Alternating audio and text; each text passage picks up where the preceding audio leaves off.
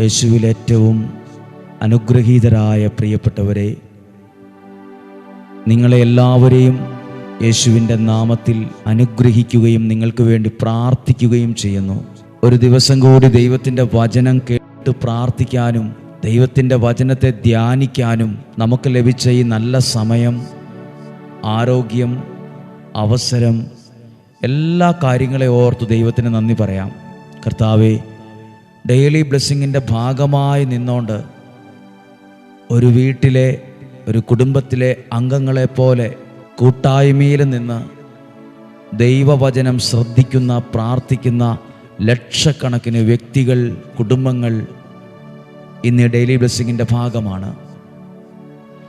അവരെല്ലാവരെയും വളരെ സ്നേഹത്തോടെ ഓർക്കുന്നു. നിങ്ങൾക്ക് വേണ്ടി പ്രാർത്ഥിക്കുന്നു. നിങ്ങളുടെ കുടുംബത്തിന് വേണ്ടി പ്രാർത്ഥിക്കുന്നു.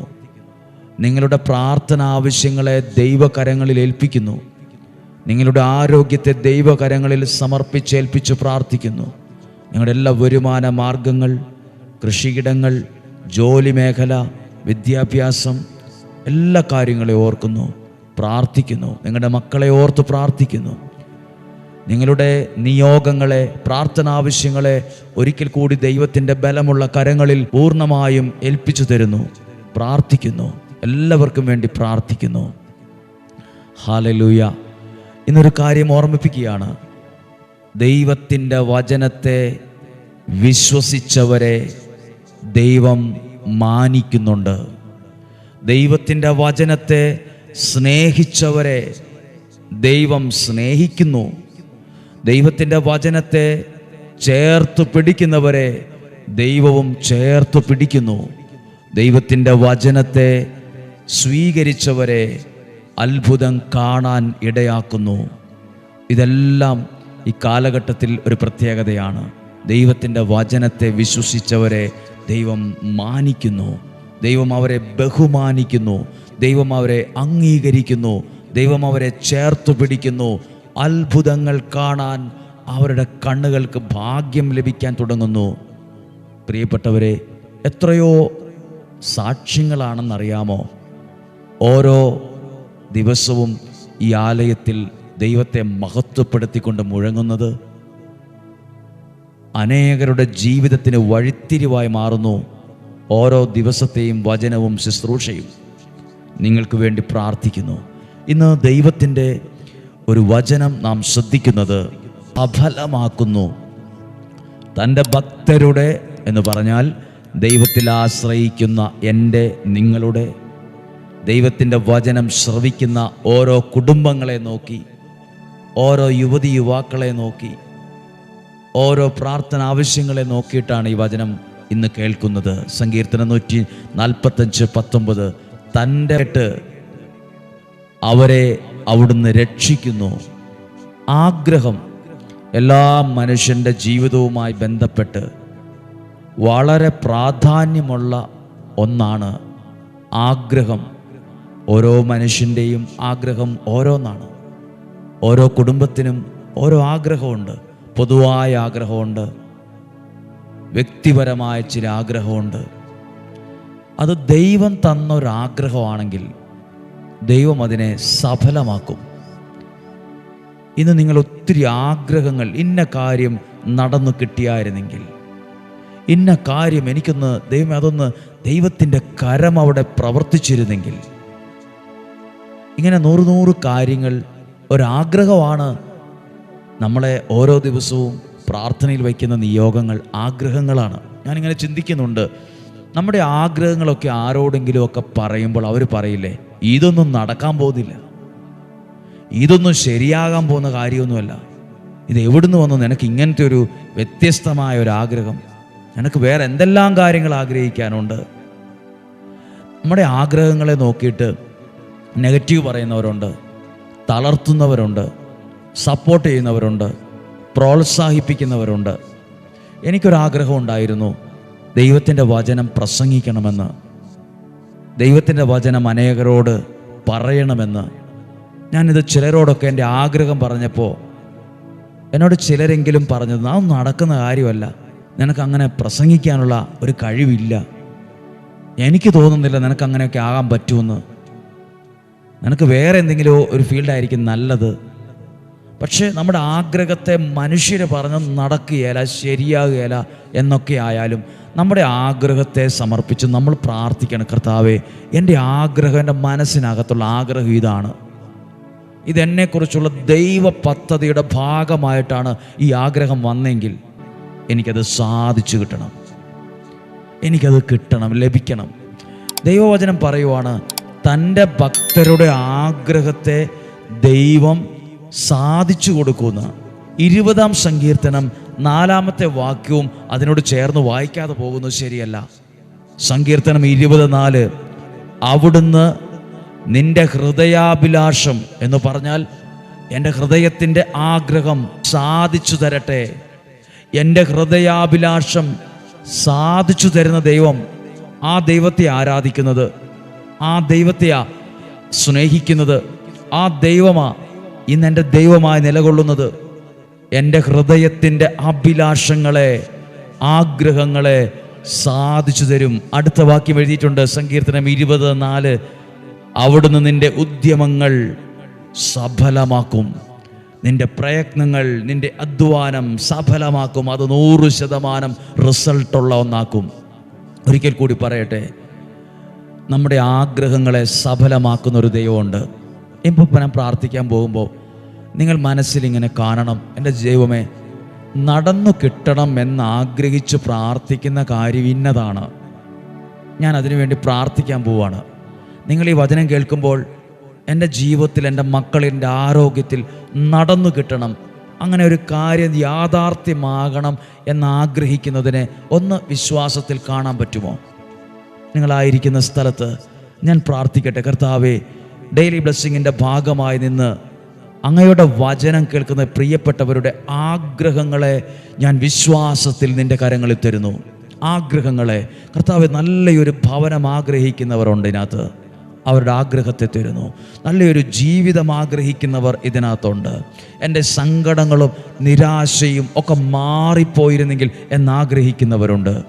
എൻ്റെ ആരോഗ്യം, എൻ്റെ രോഗമൊക്കെ ഒന്ന് മാറി സൗഖ്യമായി എനിക്കൊന്ന് സാധാരണ പോലെ ജീവിക്കാൻ പറ്റിയിരുന്നെങ്കിൽ എന്നാഗ്രഹിക്കുന്നവരുണ്ട്. വീൽ ചെയറിലും രോഗക്കിടക്കയിലും ചില അത്ഭുതങ്ങൾക്ക് വേണ്ടി ആഗ്രഹിക്കുന്നവരുണ്ട്. അവരെ അങ്ങയുടെ കരം ഇന്ന് തൊടണമേ. വീട് പണി, നല്ലൊരു ഭവനം ആഗ്രഹിക്കുന്നവരുണ്ട്. സാമ്പത്തികമായ കടുത്ത പ്രയാസം, ദാരിദ്ര്യം, ബാങ്ക് ലോണ്, വായ്പ, കൈവായ്പ മേടിച്ചത് പലിശക്കെടുത്ത് തിരിച്ചു കൊടുക്കാൻ പറ്റുന്നില്ല, ദൈവമേ ഈ കടമൊക്കെ ഒന്ന് വീട്ടിൽ കിട്ടിയായിരുന്നെങ്കിൽ എന്ന് ആഗ്രഹിക്കുന്നവരുണ്ട്. ഒരു നല്ല വാഹനമുണ്ടായിരുന്നെങ്കിൽ ആഗ്രഹിക്കുന്നവരുണ്ട്. എനിക്ക് ഈ രാജ്യത്ത് PR ലഭിച്ചിരുന്നെങ്കിൽ, എൻ്റെ സ്കോളർഷിപ്പ് എനിക്ക് ലഭിച്ചിരുന്നെങ്കിൽ, ഈ ഒരു കോഴ്സ് ഞാൻ എടുത്തു, പക്ഷെ ഭയങ്കര ബുദ്ധിമുട്ട്, എനിക്ക് മുന്നോട്ട് പോകാൻ കഴിയാത്ത പോലൊക്കെ തോന്നുന്നു, ഇതൊന്ന് പൂർത്തിയാക്കാനുള്ള ആഗ്രഹം എനിക്കുണ്ട്. എനിക്കൊരു ഗവൺമെൻറ് ജോലി ലഭിച്ചിരുന്നെങ്കിൽ, എൻ്റെ കുഞ്ഞിൻ്റെ ആരോഗ്യം അനുഗ്രഹമായിരുന്നെങ്കിൽ, എൻ്റെ മകൻ്റെ വിവാഹം നടന്നിരുന്നെങ്കിൽ, എൻ്റെ ഈ സ്ഥലവും വീടും ഒന്ന് വിറ്റായിരുന്നെങ്കിൽ, എനിക്കൊരു വീട് സ്ഥലവും മേടിക്കാൻ പറ്റിയായിരുന്നെങ്കിൽ, ഒരു വഴി ഉണ്ടായിരുന്നെങ്കിൽ, എൻ്റെ ജീവിത പങ്കാളിയൊന്ന് മാനസാന്തരപ്പെട്ടെങ്കിൽ, ഈ തെറ്റായ ബന്ധമൊന്ന് മാറിപ്പോയിരുന്നെങ്കിൽ, എൻ്റെ കുടുംബത്തിനകത്തൊരു വിടുതലുണ്ടായിരുന്നെങ്കിൽ ആഗ്രഹിക്കുന്നവരുണ്ട്. എനിക്കറിയാം, ആഗ്രഹിക്കുന്നവരുണ്ട്. ഒരു നല്ല ജോലി ആഗ്രഹിക്കുന്നവരുണ്ട്. ഞാൻ എൻ്റെ വീടിൻ്റെ ഇന്നത്തെ സാഹചര്യത്തിൽ സഹിച്ചു മടുത്തല്ലോ, എനിക്കിന്ന് പുറത്ത് കിടക്കാൻ പറ്റുമോ? ആഗ്രഹിക്കുന്നവരുണ്ട്. മക്കൾ ചില പ്രതിസന്ധികളിൽ ആയിരിക്കുന്നവരുണ്ട്. മദ്യത്തിന്, മയക്കുമരുന്ന്, തെറ്റായ കൂട്ടുകെട്ടുകൾക്കൊക്കെ അകപ്പെട്ടു പോയി കുടുങ്ങിക്കിടക്കുന്നു. അവരൊന്ന് പുറത്തു വന്നിരുന്നെങ്കിൽ, എൻ്റെ കുഞ്ഞിൻ്റെ ഓട്ടിസം, ആ രോഗമൊക്കെ അവസ്ഥയുണ്ട് മാറിയിരുന്നെങ്കിൽ, ഈ കിഡ്നി രോഗം മാറിയിരുന്നെങ്കിൽ, ആ ഹൃദയ സംബന്ധമായ രോഗം മാറിയിരുന്നെങ്കിൽ, ഈ കാലുവേദന മാറിയിരുന്നെങ്കിൽ, ഈ തലവേദനയൊന്നും മാറിയിരുന്നെങ്കിൽ, എൻ്റെ ബിസിനസ് സ്ഥാപനത്തിൽ കുറച്ചുകൂടി കച്ചവടം ഉണ്ടായിരുന്നെങ്കിൽ, എനിക്കൊരു ബിസിനസ് തുടങ്ങാൻ പറ്റിയിരുന്നെങ്കിൽ, എൻ്റെ ഫാക്ടറി നന്നായി പോയിരുന്നെങ്കിൽ, എന്നെ ഡോക്ടറായി എനിക്ക് കുറച്ചുകൂടെ നന്നായി ചെയ്യാൻ പറ്റിയിരുന്നെങ്കിൽ, എനിക്കൊരു നഴ്സായി ഒരു പുറം രാജ്യത്ത് പോകണം, അല്ലെങ്കിൽ ശമ്പളമുള്ളൊരു ജോലി കിട്ടിയിരുന്നെങ്കിൽ, ഇങ്ങനെ പറയാൻ തുടങ്ങിയാൽ ഒരുപാട് കാര്യമുണ്ട്. ഹൃദയാഭിലാഷം എന്നതിനെ നോക്കിയിട്ട് ഈ വചനം പറയുവാണ്, നിന്റെ ഹൃദയാഭിലാഷം, നിന്റെ ആഗ്രഹം സ്വർഗത്തിലെ സർവശക്തനായ ദൈവം സാധിച്ചു തരട്ടെ. ദൈവം നിൻ്റെ ആഗ്രഹത്തെ സാധിച്ചു തരട്ടെ. ബൈബിൾ പറയുന്നു, വേദപുസ്തകം പറയുന്നു, അവിടുന്ന് നിൻ്റെ ആഗ്രഹത്തെ സാധിച്ചു തരും. ആഗ്രഹത്തെ സാധിച്ചു തരും. നിങ്ങൾ വിശ്വാസത്തിൽ പറഞ്ഞേ, എൻ്റെ ആഗ്രഹം എൻ്റെ ദൈവം സാധിച്ചു തരും. എൻ്റെ ആഗ്രഹം നടക്കുകയില്ലെന്ന് എല്ലാവരും പറഞ്ഞ്, പക്ഷെ ദൈവഹിതമുള്ള ഒരാഗ്രഹമാണെങ്കിൽ അതെനിക്ക് ദൈവം സാധിച്ചു തരും. ആമേൻ. സന്തോഷമായിട്ടിരിക്കാം. ഇന്ന് നല്ലൊരു ദിവസമായിരിക്കട്ടെ. ഇന്ന് നമ്മുടെ ആഗ്രഹങ്ങൾ, ഒത്തിരി ആഗ്രഹങ്ങളാണ് പ്രാർത്ഥനയിൽ വച്ചത്. നമ്മൾ ഇന്ന് ദിവസം പ്രാർത്ഥിക്കുമ്പോൾ ഈ വരുന്ന വെള്ളിയാഴ്ചയ്ക്ക് വേണ്ടി ഇന്നേ കൂട്ടി പ്രാർത്ഥിക്കുവാണ്. പ്രിയപ്പെട്ടവരെ, ഒത്തിരി അനുഗ്രഹങ്ങളുള്ള ഓരോ വ്യാഴവും വെള്ളിയാണ് ഇവിടെ ദൈവാനുഗ്രഹമായിട്ട് നടക്കുന്നത്. ദൈവത്തിൻ്റെ മഹത്വമാണ്. സാക്ഷ്യം പറയാൻ തന്നെ തീരുന്നില്ല. സാക്ഷ്യം പറഞ്ഞിട്ട് അരമണിക്കൂർ, 1 മണിക്കൂറൊക്കെ സാക്ഷ്യം പറയാൻ തന്നെ ആവശ്യമായ നിലകളിൽ ദൈവം പ്രവർത്തിക്കുന്നു. മനുഷ്യരുടെ ആഗ്രഹത്തെ ദൈവം സാധിച്ചു കൊടുക്കുന്നു. നിയോഗം വെച്ച് പ്രാർത്ഥിക്കുമ്പോൾ ഈ വെള്ളിയാഴ്ചയ്ക്ക് വേണ്ടി നിങ്ങൾ പ്രാർത്ഥിക്കുക. നിങ്ങളുടെ കുടുംബത്തിന് വേണ്ടി പ്രാർത്ഥിക്കുന്നു. ഈ ഡെയിലി ബ്ലെസ്സിങ്ങിൻ്റെ ഭാഗമായി നിൽക്കുന്ന എല്ലാ ഭവനങ്ങൾ, എല്ലാ മാതാപിതാക്കൾ, അപ്പച്ചന്മാർ, അമ്മമാർ, യുവതി യുവാക്കൾ, കുഞ്ഞുങ്ങൾ, എല്ലാവരെയും ഓർത്ത് പ്രാർത്ഥിക്കുന്നു. നിങ്ങൾ ദൈവത്തിൽ ആശ്രയിക്കുന്നവരാണ്. ദൈവത്തിന് ഏറ്റവും പ്രിയപ്പെട്ടവരാണ്. ദൈവത്തിൻ്റെ അനുഗ്രഹം നിങ്ങളുടെ മേലുണ്ട്. ദൈവത്തിൻ്റെ വചനം സ്വീകരിക്കുന്നവരെ ദൈവം ചേർത്ത് പിടിക്കുമെന്നാണ്. ദൈവം ചേർത്ത് പിടിക്കും. പ്രാർത്ഥനയോടെ ഇന്ന് വചനം നമുക്ക് കേൾക്കാം. പരിശുദ്ധാത്മാവ് നിൻ്റെ മേൽ വരും, അത്യുന്നതൻ്റെ ശക്തി നിൻ്റെ മേൽ ആവസിക്കും. ആകയാൽ ജനിക്കാൻ പോകുന്ന ശിശു പരിശുദ്ധൻ, ദൈവപുത്രൻ എന്ന് വിളിക്കപ്പെടും എന്നൊക്കെ പറഞ്ഞു. 38-ാമത്തെ വാക്യം അനുഗ്രഹമുള്ള വാക്കാണ്. അങ്ങനെ ഒരു മെസ്സേജ് കേട്ടപ്പോൾ, അങ്ങനെ ഒരു കാര്യം നിൻ്റെ ജീവിതത്തിൽ വരും, എന്നിൽ നിറവേറട്ടെ. നിൻ്റെ വാക്ക് നീ പറഞ്ഞ പോലെ തന്നെ സംഭവിക്കട്ടെ. എനിക്ക് നിങ്ങളോടൊരു കാര്യം പറയാനുണ്ട്. മറിയത്തിൻ്റെ ഈ മനോഭാവം നിങ്ങളിൽ വേണം. നിങ്ങളോട് നിങ്ങൾക്ക് വേണ്ടി പ്രാർത്ഥിച്ചൊരാൾ പറഞ്ഞു എന്നിരിക്കട്ടെ, നിനക്കൊരു നന്മ വരും, നിൻ്റെ മക്കൾ അനുഗ്രഹിക്കപ്പെടും, ഇന്നത്തെ നിൻ്റെ വിഷയങ്ങളൊക്കെ മാറും. അന്നേരം നിങ്ങൾ പറയരുത്, എവിടെ മാറാനാണ്, എന്നതായി പുള്ളി പറയുന്നത്, ചുമ്മാ മനുഷ്യനെ പറ്റിക്കുന്ന കാര്യമാ, ഇങ്ങനൊന്നും പറയരുത്. അന്നേരെ പറയണം, നിങ്ങൾ പറഞ്ഞതുപോലെ ആ വാക്കിനെ സംഭവിക്കട്ടെ, നിങ്ങൾ പറഞ്ഞതുപോലെ സംഭവിക്കട്ടെ എന്ന് പറഞ്ഞ് പ്രാർത്ഥിക്കണം. മറിയം അതാ ചെയ്തേ, അതുപോലെ സംഭവിക്കട്ടെ. ഞാൻ നിങ്ങളോട് പറയട്ടെ, ഞാനൊരു വാക്ക് പറയുമ്പോൾ ഈ ഡെയിലി ബ്ലെസ്സിങ് വചനം കേൾക്കുന്ന നിങ്ങളെല്ലാവരും അങ്ങനെ ഒന്ന് പറഞ്ഞ് പ്രാർത്ഥിക്കണം. കർത്താവേ, ഡെയിലി ബ്ലെസ്സിങ്ങിൻ്റെ ഭാഗമായി നിന്നുകൊണ്ട് വചനം കേൾക്കുന്ന ഓരോ കുടുംബങ്ങളെയും അങ്ങ് സമർത്ഥമായിട്ട് അനുഗ്രഹിക്കും. നിങ്ങൾ പറ, അതുപോലെ സംഭവിക്കട്ടെ. നിങ്ങളുടെ കുടുംബത്തിനകത്തുള്ള ആ വിഷമങ്ങളും വേദനകളും കഷ്ടപ്പാടും ദാരിദ്ര്യവും ഒക്കെ മാറും. നിങ്ങൾ പറ, അത് ആ വാക്ക് അതുപോലെ സംഭവിക്കട്ടെ. നിനക്ക് നല്ലൊരു ജോലി കിട്ടും, നിനക്ക് നല്ലൊരു ജീവിതം ഉണ്ടാകും, നിൻ്റെ നിരാശയൊക്കെ മാറും, നീ കുറേ കൂടി നന്മയിലേക്ക് കയറി വരും. നിൻ്റെ ജീവിതത്തിനകത്ത് നീ സന്തോഷത്തോടെ ആഗ്രഹിക്കുന്ന കാര്യങ്ങൾ വരാൻ തുടങ്ങും. നീ ഒത്തിരി ആഗ്രഹിച്ച് പ്രാർത്ഥിച്ച കാര്യങ്ങൾ പതുക്കെ പതുക്കെ നിൻ്റെ ജീവിതത്തോട് ചേർന്ന് വരാൻ തുടങ്ങും. എന്നിട്ട് പറ, അത് കേൾക്കുമ്പോൾ പറ, ആ വാക്ക് അതുപോലെ സംഭവിക്കട്ടെ എന്ന്. ഹല്ലേലൂയ. നമ്മൾ മറിയത്തിൽ കാണുന്ന അടുത്തൊരു പ്രത്യേകതയാണ് 2-ാം അധ്യായം 51-ാമത്തെ വാക്യം. ഒന്ന് വായിച്ചേ. ലൂക്കാസ് സുവിശേഷം 2-ാം അധ്യായം 51-ാമത്തെ വാക്യം. പിന്നെ അവൻ അവരോടൊപ്പം പുറപ്പെട്ട് നസ്രത്തിൽ വന്ന് അവർക്ക് വിധേയനായി ജീവിച്ചു. അവൻ്റെ അമ്മ മറിയം ഇക്കാര്യങ്ങളെല്ലാം ആരോടും പറഞ്ഞില്ല, ഹൃദയത്തിൽ സൂക്ഷിച്ചു, സംഗ്രഹിച്ചു. എനിക്കൊരു കാര്യം പറയാനുണ്ട്. എല്ലാ കാര്യങ്ങളും എല്ലാവരോടും പറയരുത്. പരിശുദ്ധ അമ്മയിൽ മറിയത്തിലുള്ള പ്രത്യേകതയാണത്. ഒരു കാര്യം കേട്ടു, ആ പഞ്ചായത്ത് മുഴുവൻ ഓടി നടന്ന് പറഞ്ഞില്ല. ആ റോട്ടിലുള്ള എല്ലാ വീട്ടുകാരോടും ചെന്ന് പറഞ്ഞില്ല, ദൈവത്തിൻ്റെ ദൂതൻ വന്നു, ഇങ്ങനെ സംഭവിച്ചു, ഇങ്ങനെയൊക്കെയാണ് വരാൻ പോകുന്നത്, ഒന്നും പറഞ്ഞില്ല. എല്ലാ കാര്യവും എല്ലാവരോടും പറയരുത്. അത് നിൻ്റെ അനുഗ്രഹത്തെ ഇല്ലാതാക്കും. മറിയം എല്ലാ കാര്യവും കേട്ടു, അത് ഹൃദയത്തിൽ സംഗ്രഹിച്ചു. ഒരു വചനം പറഞ്ഞിട്ട് എൻ്റെ ബാക്കി കാര്യം പറയാം.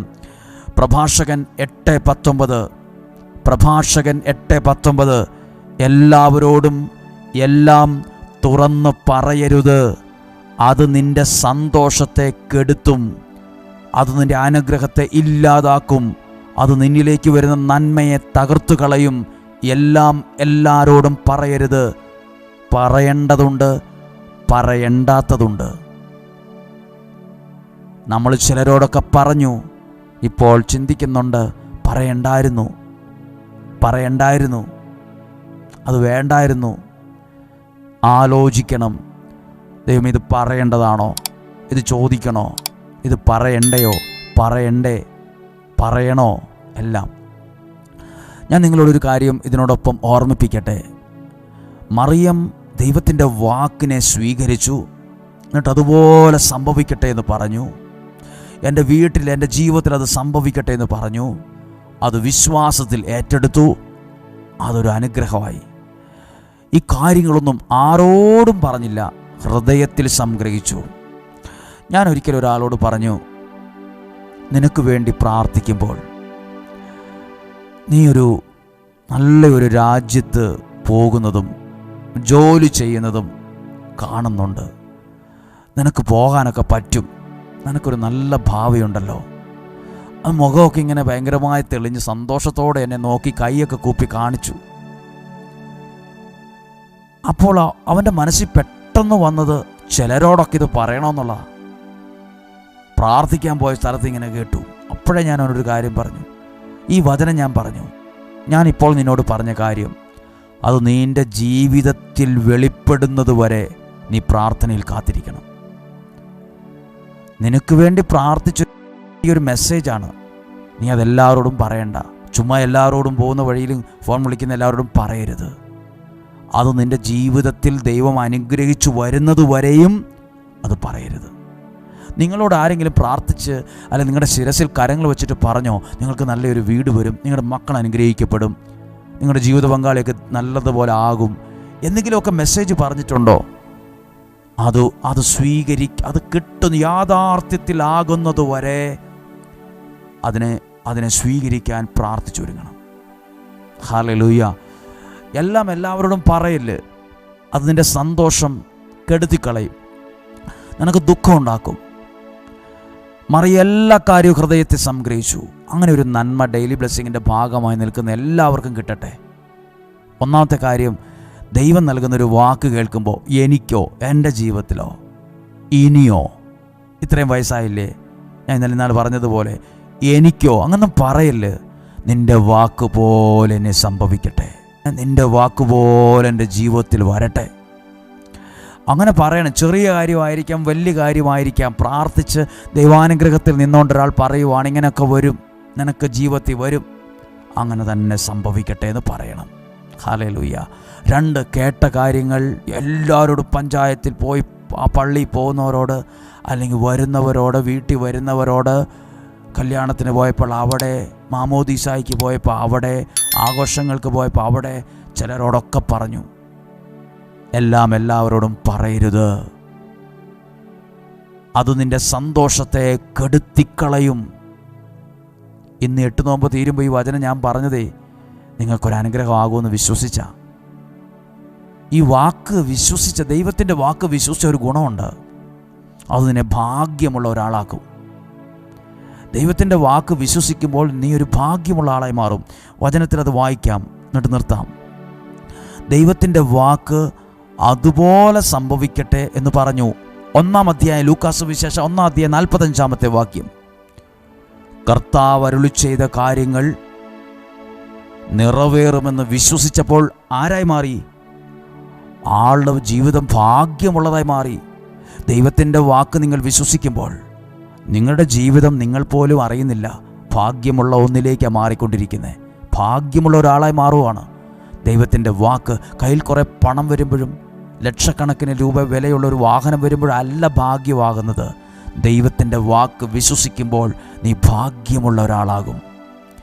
നീ ഭാഗ്യമുള്ള ആളാകും. ഈ ഭാഗ്യമുള്ളയാൾ വേറൊരാളുടെ വീട്ടിൽ ചെന്നു. എലിസബത്തിൻ്റെ വീട്ടിൽ ചെന്നപ്പോഴും അവിടെ ദുഃഖമല്ല ഉണ്ടായത്, സന്തോഷം കൊണ്ട് കുതിച്ചു ചാടിയെന്ന. ഭാഗ്യമുള്ളവൻ, ദൈവാനുഗ്രഹമുള്ളവൻ മറ്റൊരു വീട്ടിൽ ചെല്ലുമ്പോഴും അവിടെ ചില അലയടികളുണ്ടാകും, ചില മാറ്റങ്ങളുണ്ടാകും, ചില വിടുതലുകളുണ്ടാകും. നിങ്ങൾ അനുഗ്രഹമുള്ള ഒരാളായി മാറട്ടെ. ദൈവത്തിൻ്റെ വാക്ക് വിശ്വസിക്കുമ്പോൾ, അത് ഹൃദയത്തിൽ സൂക്ഷിക്കുമ്പോൾ, ആ മെസ്സേജ് സ്വീകരിക്കുമ്പോൾ നിങ്ങൾ ഭാഗ്യമുള്ള ഒരാളായി മാറും. നിങ്ങളിലൂടെ നിങ്ങളുടെ കുടുംബം അനുഗ്രഹിക്കപ്പെടാൻ തുടങ്ങും. നിങ്ങളുടെ ജീവിതം, നിങ്ങളുടെ കൂടെ നിൽക്കുന്ന പലരും നിങ്ങളൊരു ഭാഗ്യമുള്ള ഒരാളാണെന്ന് തിരിച്ചറിയാൻ തുടങ്ങും. എനിക്കങ്ങനെ ഒരാളെ അറിയാം. ഒരു കുഞ്ഞുകാരി ഇച്ചിരി സമയം പോയെന്നറിയാം. ഒരു ഭാര്യയാണ്, എന്നും വചനം കേൾക്കുന്ന പ്രാർത്ഥിക്കുന്ന ഒരാളാണ്. അപ്പോൾ ഭർത്താവ് ഒരു ദിവസം ആ ഭർത്താവ് പറയുവാണ്, നീ ഒരു 500 രൂപ ഇങ്ങ് തന്നേ. ഭർത്താവ് ഒരു വലിയൊരു കാര്യത്തിന് പോവുകയാണ്. അയാളുടെ പൈസയുണ്ട്, പക്ഷെ എന്നാലും ഭാര്യ തന്നാൽ അത് അനുഗ്രഹമാകുമെന്ന് അയാൾക്കൊരു വിശ്വാസം. പല പ്രാവശ്യവും അങ്ങനെ ഭാര്യ പ്രാർത്ഥിച്ച് പൈസ കൊടുത്തല്ല അദ്ദേഹത്തിന് അനുഗ്രഹമായി. അപ്പോൾ അദ്ദേഹം പറയുകയാണ്, നീ ഒരു 500 രൂപ ഇങ്ങോട്ടുന്നേ, നിൻ്റെ ഉണ്ടെങ്കിൽ തല്ല, എൻ്റെ പേഴ്സിന് എടുത്തു വന്നിട്ട് നീ നിൻ്റെ കൈ കൊണ്ട് എനിക്ക് താ. എല്ലാ ദിവസവും പ്രാർത്ഥിക്കുന്ന, ദൈവവചനം കേൾക്കുന്ന ജീവിത പങ്കാളി കൈകൊണ്ട് കൊടുക്കുന്ന പൈസ പോലും അനുഗ്രഹമെന്ന് ഭർത്താവ് തിരിച്ചറിഞ്ഞിരിക്കുന്നു. നിങ്ങൾ അനുഗ്രഹമുള്ള ആളാണെന്ന് നിങ്ങളുടെ വീട്ടിലുള്ളവർ തിരിച്ചറിയുന്ന കാലം വിദൂരത്തല്ല. നിങ്ങൾ ഭാഗ്യമുള്ള ആളായി മാറും. നിങ്ങളിലൂടെ നിങ്ങളുടെ വീട്ടിലുള്ള സകലരും അനുഗ്രഹിക്കപ്പെടും. പ്രാർത്ഥിക്കട്ടെ. കർത്താവേ, ഈ 8 നോമ്പിൻ്റെ സമാപന ദിവസം ഈ ജനത്തിനു വേണ്ടി പ്രാർത്ഥിക്കുന്നു, ഈ കുടുംബത്തിന് വേണ്ടി പ്രാർത്ഥിക്കുന്നു, ഈ യുവതീവാക്കൾക്കായി പ്രാർത്ഥിക്കുന്നു. ജീവിതത്തിൻ്റെ ഏത് സമയത്താണോ ഈ വചനം കേൾക്കുന്നത്, അവർ അനുഗ്രഹമാകണം. ഇതൊരു നല്ല തിരിച്ചറിവാകണം. ഇതൊരു വിടുതലിന് കാരണമാകണം. എല്ലാ കാര്യവും എല്ലാവരോടും പറയരുത്.